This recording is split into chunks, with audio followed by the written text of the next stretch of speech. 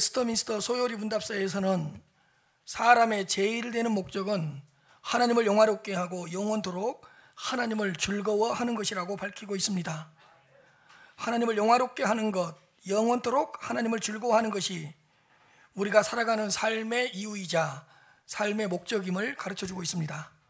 오늘 본문에서는 우리가 하나님을 영화롭게 할 수 있는 두 가지의 신앙의 자세를 우리에게 제시하고 있습니다. 23절 말씀을 살펴보겠습니다. 감사로 제사를 드리는 자가 나를 영화롭게 하나니 그의 행위를 옳게 하는 자에게 내가 하나님의 구원을 보이리라. 첫째로, 감사로 제사를 드리는 자가 하나님을 영화롭게 한다고 말씀하고 있습니다. 감사로 제사를 드리는 자가 하나님을 영화롭게 한다. 하나님께서는 제사를 기뻐하시고 제사를 통하여 영광을 받으신다는 것을 알 수 있습니다. 우리는 하나님께서 예배를 받으심으로써, 우리가 올려드리는 예배를 받으심으로써 영광을 받으시고, 또 하나님께서는 예배를 드리는 자의 그 예배를 통하여서 영화롭게 되시고 영광을 받으신다는 것을 깨달을 수가 있습니다. 23절 말씀을 보시면 감사로 제사를 드리는 자가 하나님을 영화롭게 한다고 기록되어 있습니다. 그리고 14절 말씀에서도 감사로 제사를 드리며 지존하신 이에게 선을 갚으라고 말씀하고 있습니다. 제사를 드리되 감사로 제사를 드리는 자가 하나님을 영화롭게 한다는 것입니다. 감사하면서 예배를 드리는 것이 가장 중요하다는 것입니다. 감사하는 마음으로 예배를 드리는 것이 다른 어떤 예배의 요소보다도 중요하다는 것을 강조하고 있는 것입니다. 감사하면서 드려지는 예배를 하나님께서 기뻐하시고, 감사하면서 드리는 그 자녀들의 예배를 기뻐 받으신다는 것입니다. 예배를 드리기 위해서는 여러 가지 준비가 필요합니다.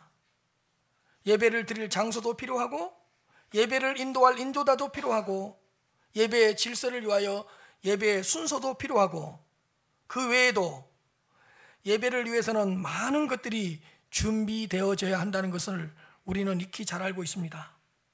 그러나 예배를 드릴 때, 예배를 드리는 데 있어서 가장 중요한 것은 감사하는 마음, 감사하는 심령이라고 말씀하고 있습니다. 눈으로 보여지는 외적인 것보다 예배를 드리고 있는 그 예배자의 그 중심, 예배를 드리고 있는 자의 그 내면의 상태가 더 중요하다고 말씀하고 있습니다. 외적으로 보여지는 준비가 완전하더라도 감사하는 마음이 없다면 하나님께서는 그 예배를 받으시지 않는다는 것입니다. 외적인 모든 것이 잘 갖추어져서 예배를 드린다고 하더라도 심령에서 우러나오는 감사가 없다면 하나님께서는 그 예배를 기쁘게 받으시지 않는다는 것입니다. 물론 예배를 위한 외적인 준비가 필요하지 않다는 말은 아닙니다. 예배의 외적인 요소들을 부인하는 것도 아닙니다. 예배의 질서를 위해서는 외적인 준비가 잘 준비되어져야 된다는 것을 우리는 잘 알고 있고 필요하다고 생각합니다. 그러나 예배를 드리는 데 있어서 가장 중요한 것은 예배를 드리는 자의 마음 자세, 예배를 드리고 있는 그 예배자의 내면의 태도라는 것입니다. 나는 감사하는 마음으로 예배를 드리고 있는가? 나는 감사하는 심령으로 예배를 드리고 있는가? 나는 감사의 제목을 헤아리면서 예배를 드리고 있는가? 나는 지금 이 시간 감사하면서 예배를 드리고 있는가? 예배를 드리는 자의 중심이 가장 중요합니다. 하나님께서는 예배를 드리고 있는 그 자녀의 중심을 보십니다. 하나님은 예배를 드리고 있는 자의 그 마음을 살피십니다. 예배를 드리고 있는 그 자녀의 심령을 관찰하신다는 것입니다. 하나님께서는 예배를 드리는 그 자녀의 내면의 깊은 곳을 꿰뚫어 보십니다. 그리고 예배를 드리고 있는 그 하나님의 자녀 안에 감사하는 마음이 있나, 감사하는 심령이 있는가를 보시는 것입니다. 감사가 있는 찬양이 가장 영적인 찬양입니다. 감사가 있는 기도가 가장 경건한 기도입니다. 감사가 있는 예물이 가장 신령한 예물입니다. 여러분, 감사가 있는 예배가 가장 거룩한 예배이고, 감사가 있는 예배가 하나님께 크게 영광이 되는 것입니다. 사랑하는 성도 여러분, 예배를 드릴 때마다 감사로 예배를 드리시는 자들이 되시기를 바랍니다. 감사하는 마음으로 충만해져서 모든 예배를 드리시기를 바랍니다. 감사란 하나님의 은혜에 대한 최고의 응답입니다.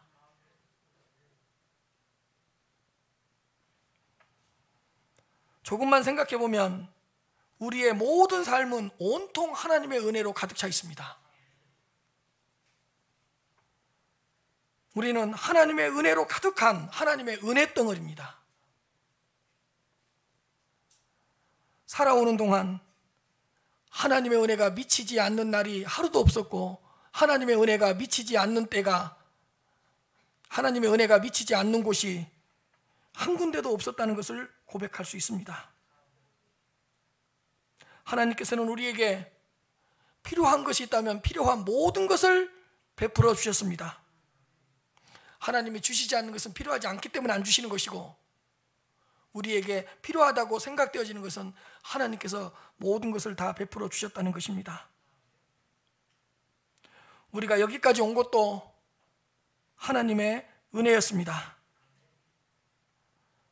하나님의 은혜를 헤아려 보면 하나님 감사합니다, 하나님 감사합니다, 이 고백밖에 할 것이 없습니다. 지난 6개월 동안 어떻게 지내오셨습니까? 시험과 유혹에 빠지지 않고 어떻게 여기까지 오셨습니까? 수많은 사단과 마귀의 공격이 있었음에도 불구하고 어떻게 이 자리에 앉아있게 되었습니까? 수많은 역경과 고난이 있었는데도 불구하고 어떻게 지금 이 자리에까지 앉아있을 수가 있게 되었습니까? 날마다 함께 하시는 하나님의 은혜였습니다. 때마다 시마다 붙들어 주셨던 주님의 붙들어 주신 은혜였습니다. 그때마다 푸른 초장으로 실만한 물가로 인도해 주셨던 하나님의 은혜의 손길 때문이었습니다. 그 크신 하나님의 은혜에 감사하시기를 바랍니다. 감사는 하나님의 은혜에 대한 최고의 응답입니다. 두 번째로, 감사는 하나님께서 전부 하셨다는 고백입니다. 감사는 뭘까? 하나님께서 전부 하셨다고 고백하는 것입니다. 내가 한 것이 아니라 하나님께서 하셨다고 고백하는 것이 감사입니다. 언뜻 생각하면 내가 한 것 같습니다. 그러나 한 번만 더 생각해 보십시오. 하나님께서 하셨다는 것을 알 수 있습니다. 내가 했긴 했는데 하나님께서 능력을 주셔서 할 수 있었던 것입니다. 내가 물질을 모았는데 물질을 모을 수 있는 능력을 하나님께서 주셨기 때문에 가능한 것이었습니다. 내 다리에 힘이 있어서 걸어다닌 것이 아니라 내가 걸을 수 있도록 다리에 힘을 주신 분은 하나님이셨습니다. 내가 한 것 같지만 한 번만 더 생각해 보면 하나님께서 전부 하셨다고 고백할 수밖에 없습니다. 내가 똑똑해서 깨달은 것이 아니라 하나님께서는 성령을 통해서 깨닫게 해주신 것입니다. 내가 버틴 것이 아니라 하나님께서 버티고 참을 수 있도록 붙들어 주셨던 것입니다. 우리는 지금 상반기를 지켜주시는 하나님께 맥주 감사주일 예배를 드리고 있습니다. 다른 어느 때보다도 힘들고 어려운 일이 많았는데 어떻게 여기까지 왔습니까? 하나님께서 여기까지 이끌어 주신 것입니다. 내가 가진 것 중 내 것이 어디 있습니까? 하나님께서 전부 주신 것입니다. 내가 이루어 낸 일 가운데 내 스스로 한 것이 어디 있습니까? 하나님께서 전부 하신 것입니다. 그러므로 감사하면서 살아가는 사람이 가장 영적인 사람입니다. 감사하며 살아가는 사람이 가장 품격이 있고 품위가 있는 사람입니다. 많이 가졌는데 불평하고 원망한다? 추해 보여요. 다른 사람들보다 적게 가졌고 다른 사람들보다 적게 소유했는데 그래도 감사하다고 품이 있어 보이고 품격 있어 보이고 고상해 보입니다.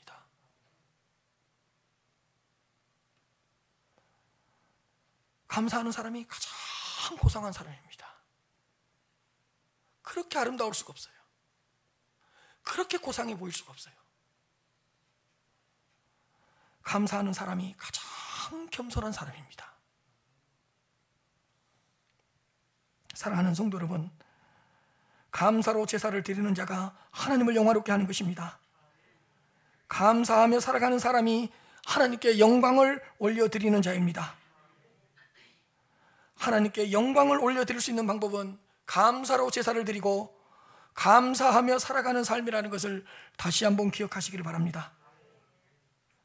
감사로 제사를 드리는 자가 나를 영화롭게 하나니 그의 행위를 옳게 하는 자에게 내가 하나님의 구원을 보이리라. 감사로 제사를 드리는 자는 하나님을 영화롭게 하고 그의 행위를 옳게 하는 자에게는 내가 하나님의 온전한 구원을 보여줄 것이다. 여러분, 어떤 자가 그의 행위를 옳게 할 수 있죠? 감사로 예배를 드리는 자가. 감사하며 살아가는 사람이 그의 행위를 옳게 할 수 있습니다. 감사하며 살아가는 사람이 감사하며 살아가는 삶을 통해서 그의 행위가 옳게 되는 것입니다. 하나님은 감사하며 살아감으로써 그의 행위를 옳게 하는 자에게 하나님의 놀라운 구원의 역사를 펼쳐 보이실 것입니다. 15절 말씀입니다. 환난 날에 나를 부르라. 내가 너를 건지리니 네가 나를 영화롭게 하리로다. 환난의 날에 기도하는 자가 하나님을 영화롭게 한다고 말씀하고 있습니다. 첫 번째로 환난의 날에 나를 부르라고 말씀하셨습니다. 환난 날에 나를 부르라. 하나님께서는 환난의 날에 하나님을 부르라고 명령하셨습니다. 갑작스럽게 환난이 다가올 때 그 자리에서 하나님을 부르라는 것입니다. 하나님을 부르라는 것은 하나님을 찾고 하나님께 기도하라는 뜻입니다. 어렵고 힘들 때에, 예상치 못한 고난이 닥쳐왔을 때에 그 자리에서, 그 시간에, 그곳에서 하나님을 부르라는 것입니다. 감당할 수 없는 인생의 광풍이 불어왔을 때에, 산더미 같은 거친 파도가 나를 공격해 올 때에 하나님의 이름을 부르라는 것입니다. 환난 가운데서 하나님께 기도하라는 것입니다. 환난의 날에 하나님 앞에 엎드리라는 것입니다. 환난 날에 나를 부르라. 하나님께서 친히 당신의 이름을 하나님께서 친히 당신의 이름을 부르라고 먼저 초대하고 있으니 얼마나 감사할 일입니까? 하나님이 먼저 내 이름을 부르고 나한테 기도하라고 먼저 초대하고 있습니다. 얼마나 감사할 일입니까? 이것보다 감사할 일이 어디 있습니까? 우리가 먼저 부탁한 것도 아닌데 하나님께서 친히 먼저 우리에게 환난이 오면 환난의 날에 당신의 이름을 먼저 부르라고 우리를 먼저 초대하고 있습니다. 여러분, 높은 사람이 명함한장을 주면서 힘들면 나한테 연락해. 어떤 능력 있는 사람이 연락처를 주면서 너 힘들 때 나한테 연락해, 내 이름 불러. 얼마나 감사할 일입니까? 근데 하나님께서 너 환난의 때 나를 불러. 기도라는 명함을 주면서 힘들지? 내 이름 불러. 환난의 날에 나를 찾아와. 하나님이 먼저 초대합니다. 내가 부탁해서 내가 어려울 때 찾아가겠습니다. 내가 힘들 때 당신에게 연락하겠습니다. 이게 아니라 하나님이 먼저 환난의 날에 나를 부르라. 환난의 날에 나에게 기도해라. 얼마나 감사할 일입니까? 우리에게는 우리가 감당하지 못할 여러 가지 환난이 있습니다. 세상에는 인간이 극복할 수 있는 것보다 인간이 극복할 수 없는 수많은 환난들이 있습니다. 사실 환난의 날에 우리가 할 수 있는 것은 거의 없습니다. 환난 앞에서 우리는 속수무책으로 무너집니다. 큰 환난 앞에서만 좌절하고 절망하는 것이 아니라 작은 환난 앞에서도 쉽게 무너지고 쉽게 좌절하는 존재가 저희들이고 우리들입니다. 그러나 바로 그때에 하나님을 부르라는 것입니다. 환난의 장소에서 하나님을 부르라는 것입니다. 환난의 날에 하나님을 찾고 하나님께 간구하라는 것입니다. 환난은 우리를 기도의 자리로 부르시는 하나님의 콜링입니다. 따라합시다. 환난은 우리를 기도의 자리로 부르시는 하나님의 콜링이다. 환난이 닥쳐왔습니까? 하나님께 기도하라는 사인입니다. 불안하고 염려가 되십니까? 하나님을 다시 한번 찾으라는 사인입니다. 아무것도 할 수 없는 패닉 상태에 빠져 있습니까? 하나님께 간구하라는 사인입니다. 내 힘과 내 능력으로는 극복할 수 없는 고난이 몰려왔습니까? 기도의 골방으로 초대하시는 하나님의 부르심입니다. 유라굴로라는 큰 광풍 앞에 서 있습니까? 하나님의 이름을 부르라는 하나님의 섭리입니다. 프로야구를 보면 포수하고 투수하고 사인을 주고받습니다. 상대팀은 모르고 포수하고 투수만 사인을 주고받습니다. 포수가 이렇게 하면 그쪽으로 달라는 거예요. 포수가 이렇게 하면 다른 쪽으로 달라는 거예요.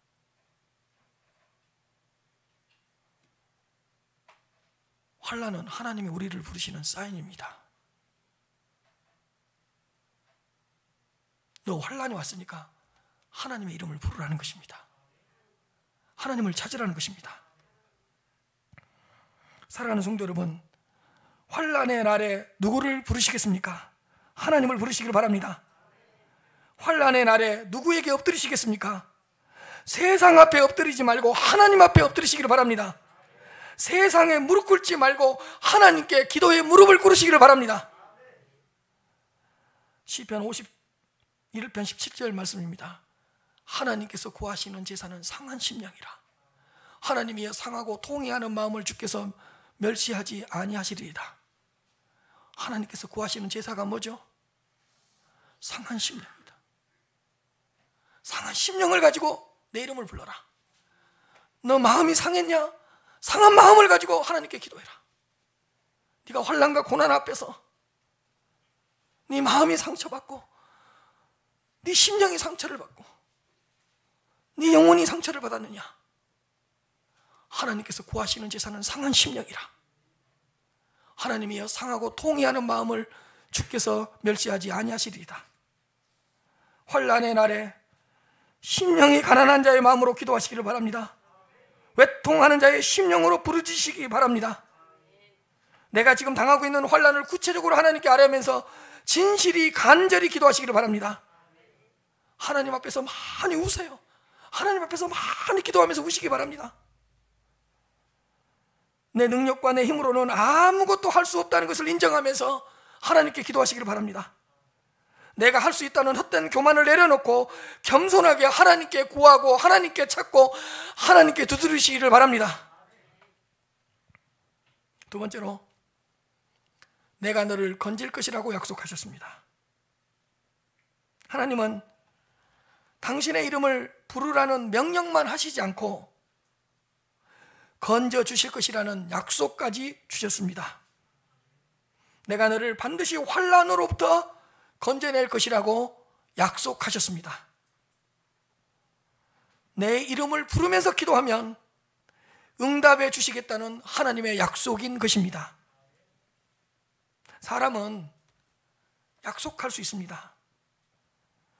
그러나 사람은 자신이 한 모든 약속을 지킬 수는 없습니다. 왜냐하면 사람은 나약하고 연약한 존재이기 때문입니다. 사람은 약속은 할 수 있습니다. 그러나 그 약속을 지킬 수 있는 능력은 없습니다. 예를 들어서 내가 서울에서 만나자 그랬어요. 가다가 땅이 꺼지면 어떻게 만나요?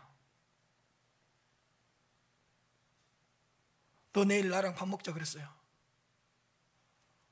오늘 저녁에 무슨 일이 생기면 내가 어떻게 내일 가서 밥을 먹자는 약속을 지킬 수가 있어요? 인간은 환경과 조건의 영향을 너무 많이 받기 때문에 약속은 할 수 있어도 모든 약속을 지킬 수 있는 능력은 없습니다. 사람은 창조자가 아니라 피조물이기 때문에 모든 약속을 지킬 수가 없습니다. 그러나 하나님은 내가 너를 환난으로부터 건져 주실 것이라고 분명하게 약속하셨습니다. 약속을 지키려면 두 가지 조건을 완전하게 갖추고 있어야 됩니다. 첫째로, 약속을 지키려면 두 가지 조건을 갖추어야 되는데 첫 번째 조건이 뭐냐? 약속을 지킬 수 있는 능력이 있어야 됩니다. 그런데 하나님은 무에서 유를 창조하신 전능하신 창조주이십니다. 없는 것을 지금이라도 있게 하시고 있는 것을 지금이라도 한순간에 없애버릴 수 있습니다. 살아있는 자를 단 한순간에 죽일 수도 있고 죽어있는 자를 단 한순간에 살릴 수도 있는 전능하신 하나님이십니다. 그러므로 하나님은 모든 약속을 지킬 수 있는 능력을 가지신 전능하신 분이라는 사실을 깨달으시길 바랍니다. 두 번째로, 약속을 지키려면 변함이 없어야 됩니다. 약속을 지킬 수 있는 능력이 있더라도 변덕이 심하면 약속을 지킬 수가 없습니다. 변함이 없어야 약속을 지킬 수가 있는 것입니다. 약속을 지켰다가 능력이 있는데 능력이 있으니까 약속을 지켰다가 그 다음날 또 약속 안 지키고 이렇게 했다가 저렇게 했다가 이 말했다가 저 말했다가 들어갈 때 말 다르고 나올 때 말 다르고 이렇게 변덕이 심하면 어떻게 약속을 지킬 수가 있습니까? 그 사람과 약속하지도 않죠. 말이 자주 바뀌고 행동이 자주 바뀌고 마음이 자주 바뀌면 약속을 지킬 수가 없는 것입니다. 그러나 하나님은 영원한 분이시고 영원토록 변함이 없으신 분이십니다. 하나님은 변함이 없으신 신실하시고 미쁘신 분이십니다. 하나님은 변함이 없으신 분이기 때문에 반드시 당신의 약속을 지킬 수 있습니다. 그러므로 오직 하나님만이 약속을 반드시 지킬 수 있는 것입니다. 사람은 약속은 해도 약속을 지킬 수 있는 능력도 없고 자주 변하기 때문에 약속을 지킬 수도 없어요. 사람은. 그러나 하나님은 약속하셨으면 반드시 그 약속을 성취하시고 그 약속을 반드시 지키시는 분이십니다. 하나님의 약속이 성취되는 것을 그 어떤 것도 방해할 수 없습니다. 하나님은 환난의 날에 당신의 이름을 부르라고 명령하셨습니다. 그리고 내가 그 환난으로부터 너를 반드시 건져낼 것이라고 약속하셨습니다.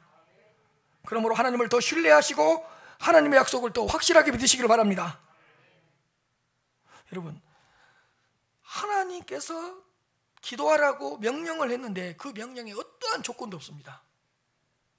너 이런 일이 있을 때는 나를 부르고 이런 일이 이렇게 큰 일이 있었을 때는 내 이름 부르지 마. 당신의 이름을 부르고 당신께 기도하라고 했을 때 조건이 없습니다.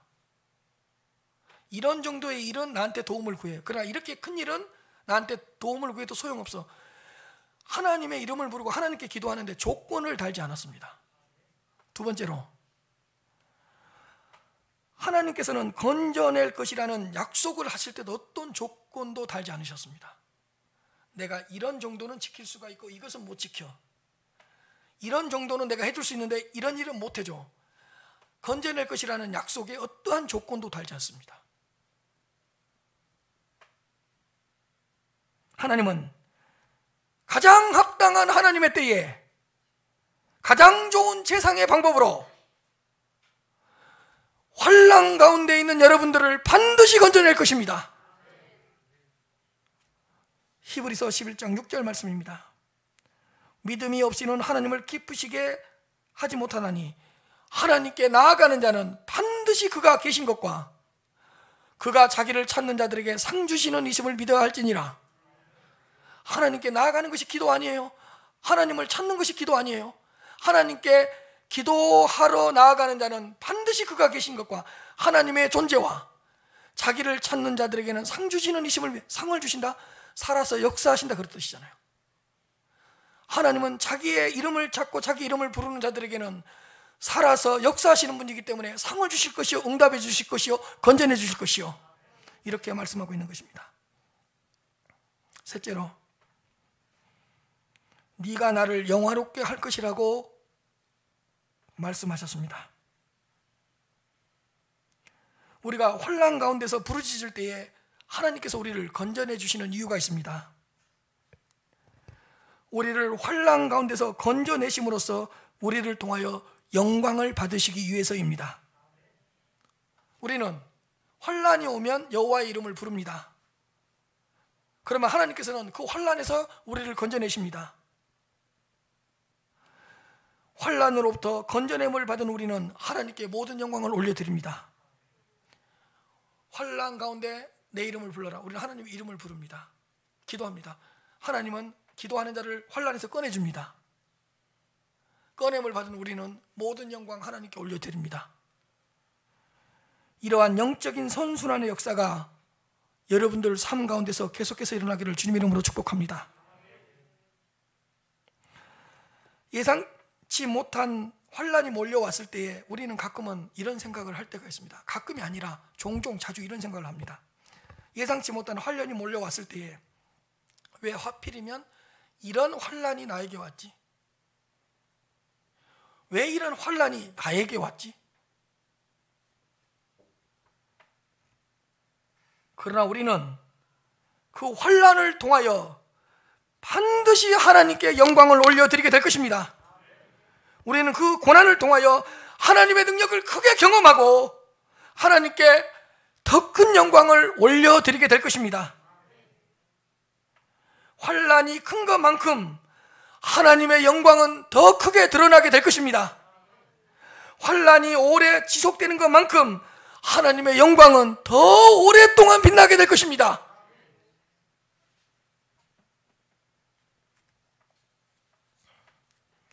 환난이 없는 것은 큰 은혜입니다.